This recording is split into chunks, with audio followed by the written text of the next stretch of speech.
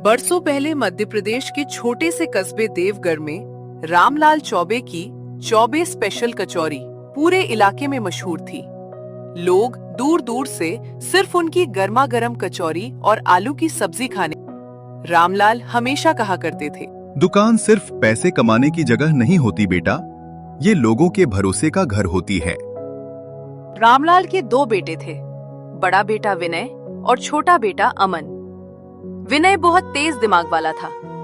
उसे बड़ा होटल खोलने और शहर में नाम कमाने का सपना था, जबकि अमन शांत स्वभाव का था। उसे पिता के पुराने स्वाद और ग्राहकों का प्यार सबसे ज्यादा प्यारा था। अमन बहुत ईमानदार लड़का था, जबकि विनय स्वभाव से बहुत ही चतुर। एक दिन रामलाल की तबीयत अचानक बिगड़ गई। उन्होंने दोनों बेटों को अपने पास बुलाया।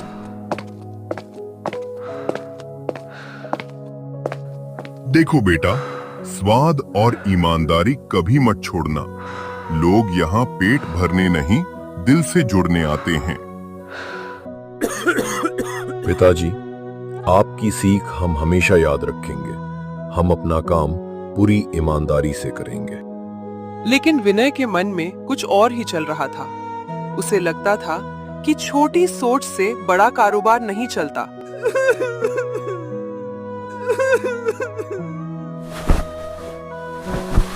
पिता के गुजरने के कुछ महीनों बाद ही दोनों भाइयों में मतभेद शुरू हो गए।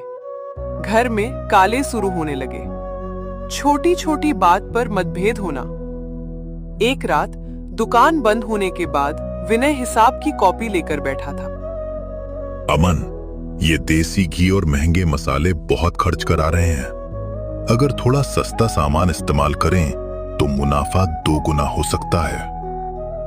इतनी महंगाई में देसी घी और महंगे मसाले ज्यादा खर्च मत करो। भैया, स्वाद खराब हुआ तो ग्राहक दोबारा नहीं आएंगे, और अगर ग्राहक दोबारा नहीं आएंगे तो फिर क्या होगा? दुनिया स्वाद से नहीं, दिखावे से चलती है।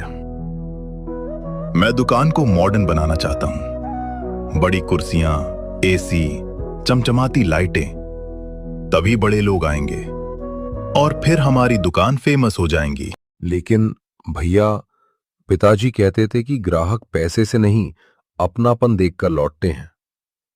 धीरे धीरे झगड़े इतने बढ़ गए कि दोनों भाइयों ने अलग होने का फैसला कर लिया। दुक्का का बंटवारा हो गया। पूरा देवगढ़ कस्बा हैरान था।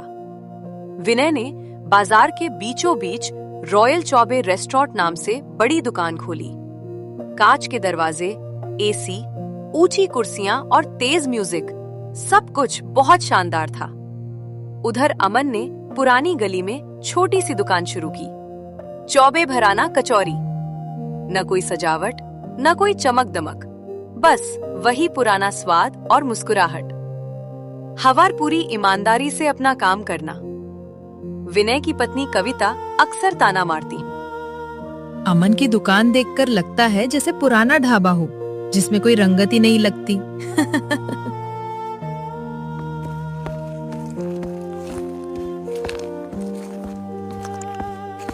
छोटी दुकान में भी बड़ा दिल होना चाहिए। दुकान छोटी या बड़ी होने से कोई फर्क नहीं पड़ता। शुरुआत में विनय की दुकान पर भारी भीड़ उमड़ी। लोग नई जगह देखने आते थे। विनय खुशी से बोला, देखा, बिजनेस दिमाग से चलता है। कितने नए नए कस्टमर आ रहे हैं। अब हम भी बहुत जल्दी आमिर बनेंगे। लेकिन कुछ ही दिनों बाद लोग शिकायत करने लगे। पहले जैसा स्वाद नहीं रहा, कचौरी में वो बात नहीं। उधर अमन की छोटी दुकान पर रोज लाइन लगने लगी। एक बुजुर्ग ग्राहक कचौरी खाते हुए बोले, बेटा, तुम्हारी दुकान में वही पुराना प्यार है, स्वाद है जो तुम्हारे पिता के समय मिलता था। अमन मुस्कुरा दिया। अमन अपने कामगारों को परिवार का सदस्य समझता था। वह छोटू को अपना भाई कहता। एक दिन नौकर छोटू से चाय बहुत गर्म होने के कारण हाथ से गिर गई। अमन तुरंत बोला, अरे बेटा, हाथ तो नहीं जलाना। कोई बात नहीं, अगली बार ध्यान रखना। मैं कोई भी काम धीरे से करना। विनय अपने कर्मचारियों पर बहुत सख्त था। एक दिन हलवाई से हल्की गलती हो गई तो विनय सबके सामने चिल्ला पड़ा। अगर काम नहीं आता तो निकल जाओ। सैलरी किस बात की देता हूँ, एक भी काम ढंग से नहीं होता। धीरे धीरे विनय की दुकान का खर्च बढ़ता गया। महंगी सजावट, बिजली का बिल और मार्केटिंग, सब मिलाकर घाटा होने लगा। एक शाम स्वास्थ्य विभाग के अधिकारी जांच के लिए पहुंचे। अमन की छोटी दुकान देखकर अधिकारी बोले, कम जगह है लेकिन सफाई और स्वाद दोनों शानदार है। अपना काम ऐसे ही ईमानदारी हमें साफ सफाई से करना। जबकि विनय की रसोई में गंदगी, सामान इधर उधर बिखरा पड़ा था। ये सब देखकर अधिकारी नाराज हो गए। बाहर चमक दमक और अंदर इतनी लापरवाही, ऐसा चला तो दुकान बंद करनी पड़ेगी। साफ सफाई का ध्यान रखो।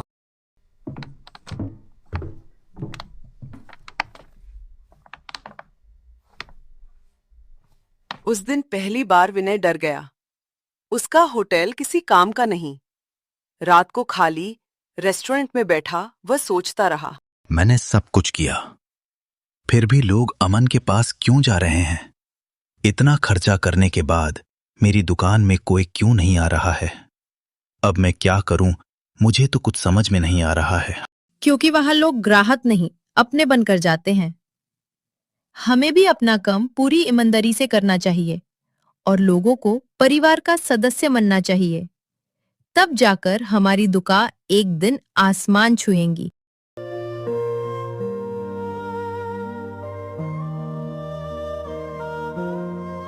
अमन, मैंने बहुत बड़ी गलती की। मैंने दुकान को सिर्फ पैसा कमाने का जरिया समझा, लेकिन तुमने उसे घर बनाए रखा। भैया, दुकान अलग हो सकती है लेकिन हम भाई अलग नहीं हो सकते। हम भाई हमेशा साथ रहेंगे। विनय ने छोटे भाई को गले लगा लिया। उस दिन के बाद विनय पूरी तरह बदल गया। उसने कर्मचारियों से माफी मांगी, सस्ता सामान हटाकर फिर से पुराने मसाले और शुद्ध घी इस्तेमाल करना शुरू किया। धीरे धीरे दोनों भाइयों की दुकानें फिर से मशहूर हो गईं। देवगढ़ के लोग अब कहा करते थे, अगर असली कचौरी खानी हो तो चौबे भाइयों के यहां जाओ। वहां खाने में सिर्फ स्वाद नहीं, अपनापन भी मिलता है। कहानी की सीख, सच्चा व्यापार सिर्फ पैसे से नहीं चलता। ईमानदारी, रिश्ते और अपनापन ही किसी भी काम को लंबे समय तक सफल बनाते।